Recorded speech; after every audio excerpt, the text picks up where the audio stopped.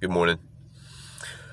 It is April, I believe the 26th. I have a hard time keeping up with days.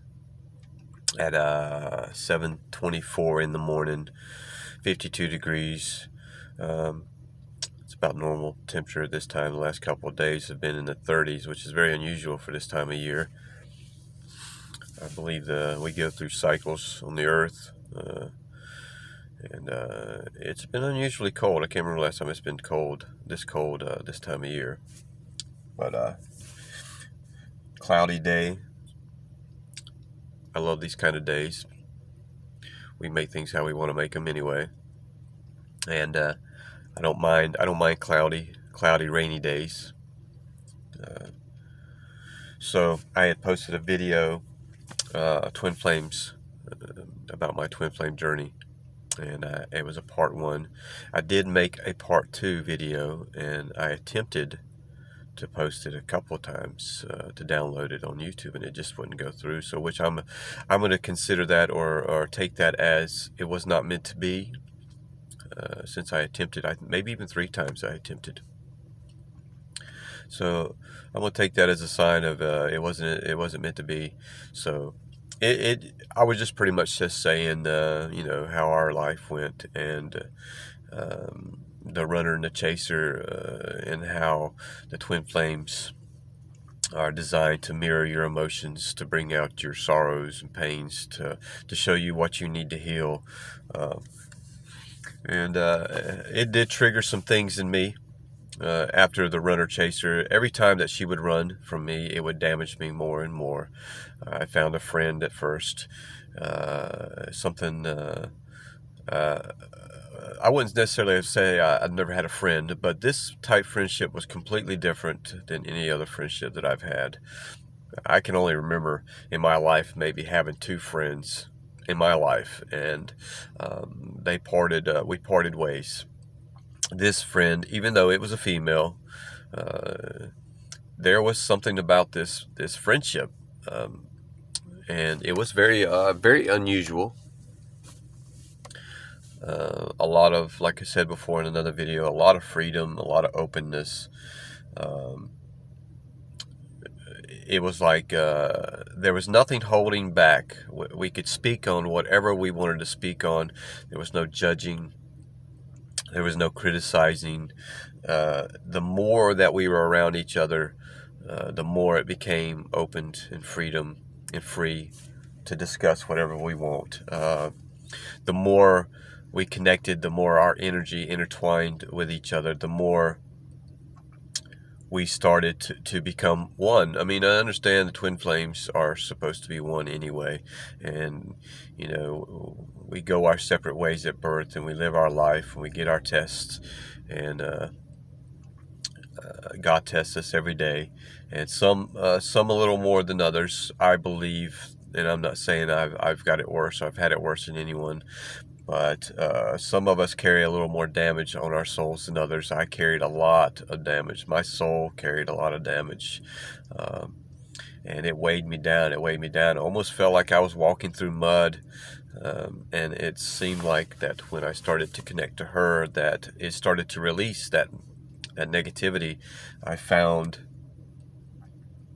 found somebody that I was compatible with my energy. Being sensitive to energy, you can't just talk to anybody. You can't just be around anybody.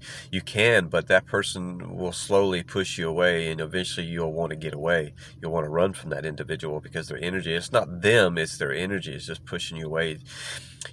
People that are sensitive to energy are sensitive to the energy that those people are, the weight that they're carrying. It's not them.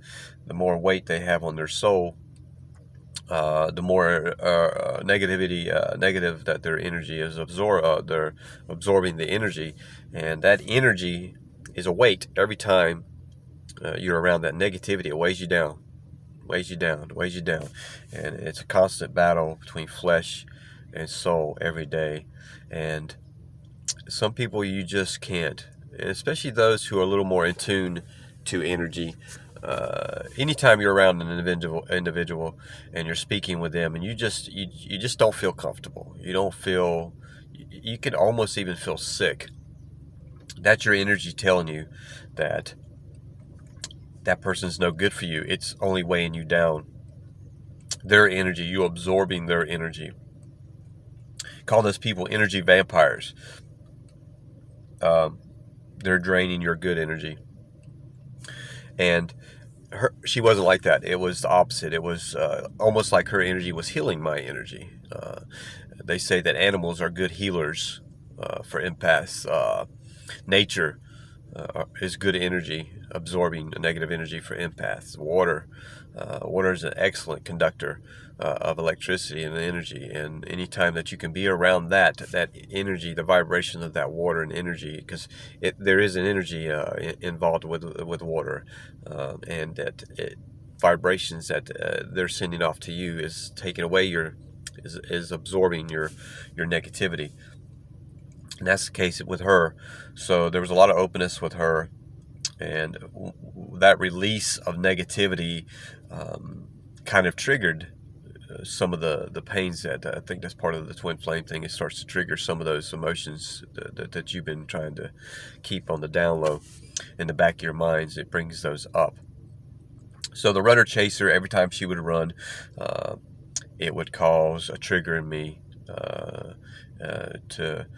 I lost a friend. You know what I'm saying? She's a friend. Why would she do that? And it wasn't necessarily blaming her. I never was that type of person anyway. I don't put the blame on anybody. I don't hate anybody. I don't dislike anybody. That's not who I am. So we would come back, and every time she would come back, I would get a little closer. She would leave, and that closeness that I would get, I could slowly feel my heart opening up to her. My wall was coming down. Every time that she would come in, it was like this, and every time that she would leave, it would damage me even more.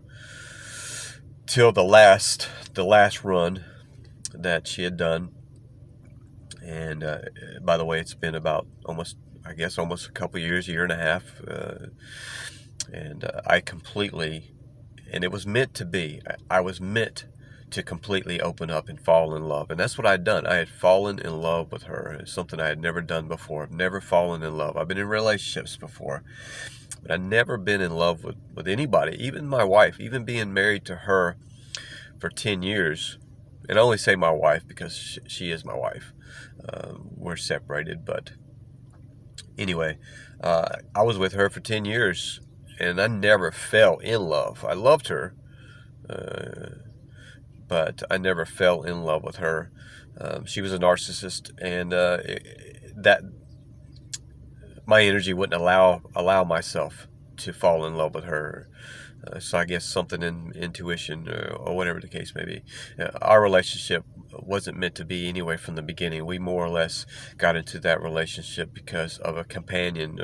We were lonely. Maybe there was some financial things going on there. Financially, she wasn't stable. Financially, I wasn't stable. But us being together allowed us to be a little bit more financially stable. So there was a wrong decision in getting into that relationship, and so I left her. And but anyway, so she left, and it broke me down. I mean, it tore me up. I mean, it was like you get up that documentation piece of paper that holds no more value to you, so you rip it in two, or you shred it through a paper shredder, because there's some things on there that you don't want people to see, and that's what happened to my heart. It just completely ripped my heart in two, and I remember after it happened, each day that I was away from her was more damaging than the next. There was no contact. Waiting the next day to see if she was going to send me a text, and it wasn't there. And so every day it got worse and worse. And I come across this thing that came across my phone. I'm sorry. I've never heard of spiritual awakening. I had mentioned the word awakening to her, and the only time I would mention awakening was when I got a new idea of something spiritually wise. I called it the awakening, and it pretty much was kind of like an awakening. I was awakening my mind to these new ideas that I was seeing. and feeling, but I didn't really realize what it was. So the spiritual awakening, somehow or another, I would get these notifications on my phone, and something had to do with the spiritual awakening, and I saw that. I said, well, okay, I've never heard of this before. I didn't really look at it as, a sign. Synchronicity, I guess, is what they call it, a coincidence. But there are no such thing as coincidences. So anyway, I started doing some research on it, and spiritual awakening is a regeneration or regenerating or renewing your soul, like a baptism of the soul. So you get into a religion, you get baptized, you wash away your sins. That's the whole point of the initiation of a religion. You get saved by their standards and you get baptized. And that baptism is to wash away your sins. The awakening is a baptism of the soul. So you're starting to open up your soul. All that weight that you've been carrying around dampened it. It weighed it down. And now the awakening is you awakening your soul, that soul that's been fighting so hard and so long to waken up to your flesh, because we are not a flesh, we are our spirit, a soul. We are a soul. When our body dies and it rots away, the flesh, then we are left with a soul. That's what leaves our body. That's what ascends to heaven, to the heavens. And that's what the awakening does. But one part of the awakening is, the first stage is called the dark night of the soul, is what they call it. There's a label thing. But if you think about it, the dark night of the soul. So the dark night being the pains and sorrows that your soul's been carrying. And what it is you go through this stage of the awakening where you open up, all the pains and sorrows that you've experienced in your life come out. That's part of the ritual of the spiritual awakening. And I hate to use the word ritual because it just sounds new age-ish, demonic, wherever you want to put your mind to it. I don't look at it that way. But anyway, so the dark night of the soul is you reliving the pain. So now, like I said before, every stage of my life, even as a child, was painful. It was emotionally painful. There was a lot of physical abuse to me. And of course the physical goes away, but the mental, it never goes away. And that's the whole point of the awakening, is to get rid of that emotional, that mental abuse that you've been carrying. Some people lose a loved one, a parent or a child, and that weighs so heavy on you mentally. It's so hard to bear. And you live with it. Your whole life you live with it. You can't let it go. I understand it's difficult to lose a child. I get it. And it's a very hard thing to live with. But it's not helping you. It's not going to bring them back. One day you will be with them again. And I know it's difficult. I know it's easier said than done. But that weight on your soul is not healthy for you. That's not who you are. We live, we die. That's just part of life. None of us live forever. There's the whole point of life and dying and living and dying. There's a whole point of that. And I already mentioned that before. So I did this thing. I started to meditate, and I had meditated before with her, and I didn't really know what I was doing. I was just doing it more or less to connect to her. I found out that I can meditate and connect to her, and she could feel me connect to her. But as I was getting into this meditation, I was seeing things. I could remember seeing lights and colors, different colors swirling in my vision, and it would start out as an eyeball, and it would swirl out and just get bigger and bigger. I would see these images start over here on my left side, and it would come over to my right side, and I would see this, and I would do this while my eyes were opened in the pitch dark. I couldn't even see my hand in front of my face. It was so black inside the room. And I would have my eyes open while I was doing this, and I would see these things appear in my vision, lights and colors, faces. Strangest thing. So I didn't realize what I was doing when I was doing this with her, to connect to her. So it already got a feel of meditation, and the spiritual awakening opened me up a little bit more when it mentioned the meditation. So I did this thing during meditation, and I'm listening to my earbuds, and it's giving me these these steps to take through this dark night. And I'm going to give you a rundown. There's a whole lot more time involved with it, but what was said, I could hear a lady's voice speaking while I'm meditating. I'm getting into my subconscious mind. This woman's voice is triggering me to get into my subconscious mind, to get out of my conscious mind, which is controlled by man, to dive into my subconscious mind, which is controlled by God. And I'm in a hallway. I remember opening up a door. The door opened up. There's a really long hallway, and I'm walking down this hallway, and at the end of the hallway, there's an elevator. The elevator opens up. I get in the elevator, and I go up, and it's a little bit of a distance. This lady's speaking the whole time it's happening about times that I've had in my life. She's bringing up things that are familiar to me as far as the pains that I've experienced in life. And the elevator opens up. When the elevator opens up, there's a book bag laying on the ground. And I kneel down to the book bag. And now I have to dive into my conscious mind and think about all the things that's been weighing me down. All that shit starts coming up, pardon my language. All that stuff starts coming up. And everything that pops into my mind that's killed me through life, I grab it and I put it inside this book bag. Everything. And there's lots of garbage and stuff that's been weighing me down. And I put it in the book bag, and I put it in there. And it tells me to grab the book bag. After this happens, to grab this book bag. And it took a minute because there's a lot. And I grabbed this book bag and I put it on my back. So now I'm traveling down this path, and it's a beautiful path. The flowers, trees, birds, it's beautiful. So now, mind you, I'm experiencing some beautifulness through this journey that I'm going on. And this book bag, she's reminding me that this book bag is heavy. Of course it is. All the emotions that I've been dealing with. I'm putting into this book bag, and I'm walking down this pathway, and I can remember walking over a hill, and I'm seeing this in my vision, but it was like I was literally there. I'm in my subconscious mind, which is our imagination, which is controlled by God. We are born in our subconscious mind. We dream in our subconscious mind.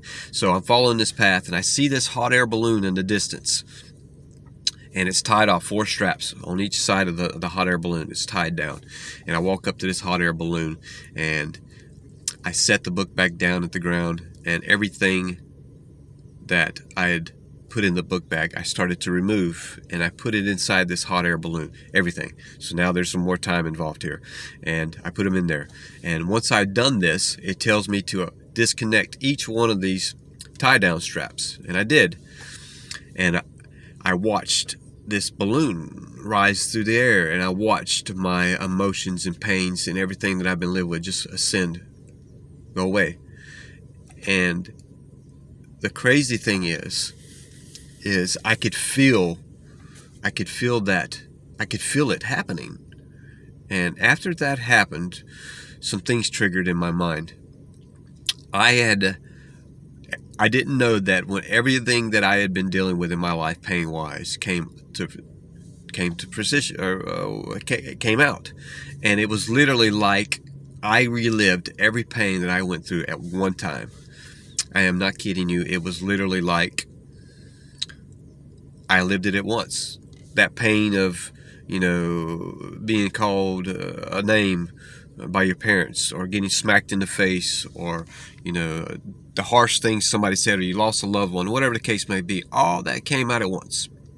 And I don't know if you can understand what that's like, especially considering that every stage of my life was painful.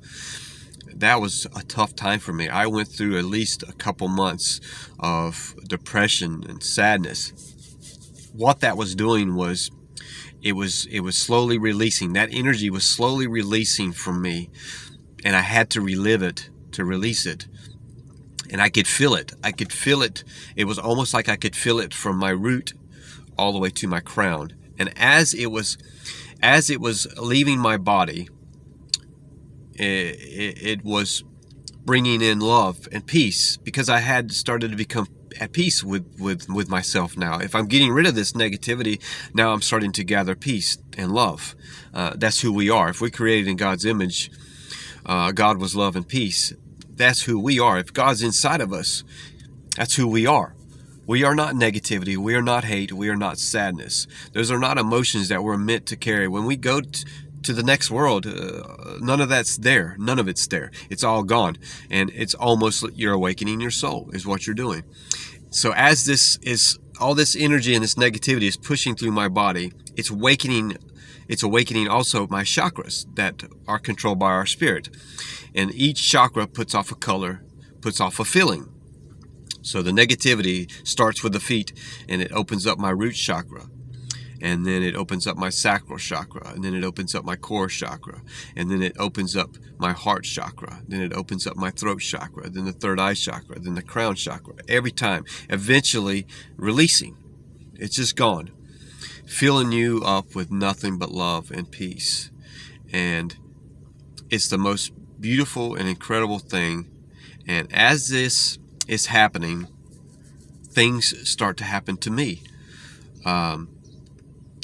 I start realizing my gift. I start realizing who I really am. We are not who we think we are. We are what was taught us to be. If your dad was a mechanic and you saw your dad being that way and you felt, okay, well, since my dad was that way, that's what I'm supposed to be. But that's not how it works. If you're called to be that, that's different. But we're not who somebody else is. If your dad was a police officer and you start to become a police officer, is that really who you are? Or is that what he was or what he wanted you to be? You are your own individual. You are your own being. It's not what somebody else wants you to be. It's like when you go through school, it's not who they want you to be. It's who you are. Just because it's their books that some man wrote and they say that that's the way it is. It's the same with religion. You have your own personal walk with God. You follow God. You don't follow man, because that man is following God. Right? Does that make sense? So you got to be who you feel that you are. So that's what happened. I started realizing who I was. I started realizing my gifts and what I was capable of. And now things are starting to make sense to me. The old me started to wither away, started to rot away. And the new me started to waken up. And I am no longer that person I was. I am a different person. When you go through the spiritual awakening, you will lose relationships. You will lose friendships. What's happening now is the person that knew you before knew you who you was, but a new person awakes, and that person may not like the new you. They might not like who you've become and what you become. You're not the same person you was. Now, those who do stay by your side are the true people that are meant to be with you. But you will lose loved ones. You will lose friendships. That's a sacrifice you'll have to make. And when you start to go through meditation, you start to connect to your subconscious mind and your soul starts to wake up. There's some things that are going to happen. And not everybody is meant for the spiritual awakening. When I started to meditate and I started to connect to these people, I could read their thoughts as I was connecting to them. I could feel their pains. I could feel everything about them. I started opening up areas in my body to where I could see chakras now. I could see people's, we call them auras, but our auras are actually the color of our chakras. So whatever chakra is open, it actually puts off a color. I'm able to see that color. I don't see them with everybody, just depending, I guess, on their skepticism or their beliefs, or if they have a lot of weight on them. The word remote viewing started coming around. I could actually see people and what they were doing miles away and not even being in the same room with me. I started to pick up on people's smells as I was connecting to them, not even necessarily connecting to them. Things started to happen to me. My gifts. I mean, you think of all the pains that I've been through in my life, and all that weight that my soul has been carrying and it's been fighting. And I knew I've always been gifted. I knew I have, because I've always seen things that I can't explain. I always felt things and heard things that I can't explain. And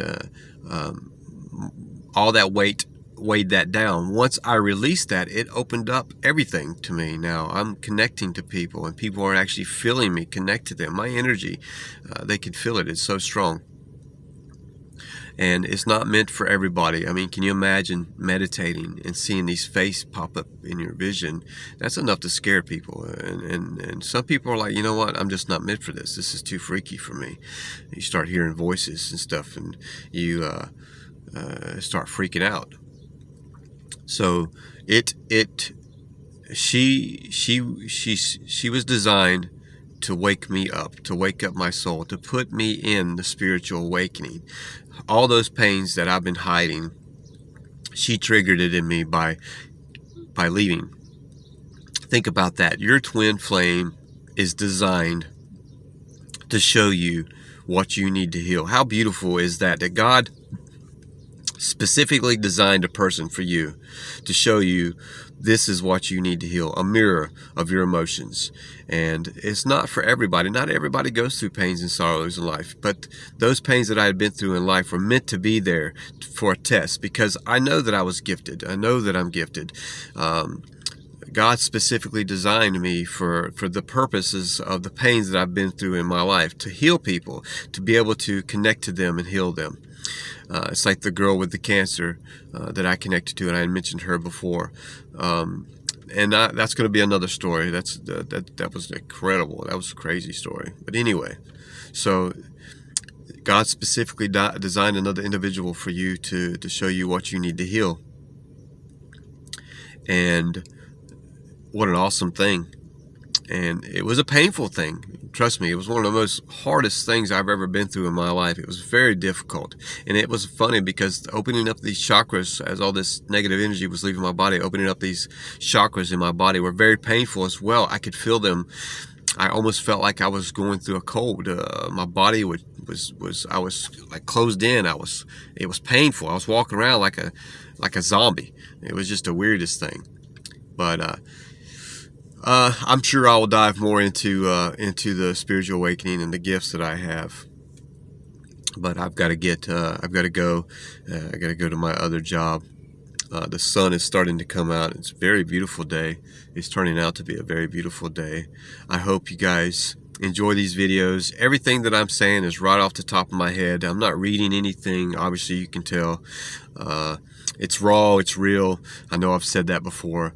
And hopefully somebody can relate to this. Not everybody can. And that's fine. I'm sure there are going to be those who look at it in a judging way. And I don't mean anything negative by what I'm saying. Not everybody's going to relate to it, and not everybody can. But there are those out there that will be able to relate to it and say, you know, I needed to hear that. And I hope that it helps. I hope that it affects you in one way or another. I am on Facebook. Safe Haven is the name. SAFEHAVEN. I'm there. If you have any questions or answers, please like the video. I hope everybody has a blessed day, and stay safe, and don't sit too much on negativity. Don't allow it to affect you. And love and peace. Thank you.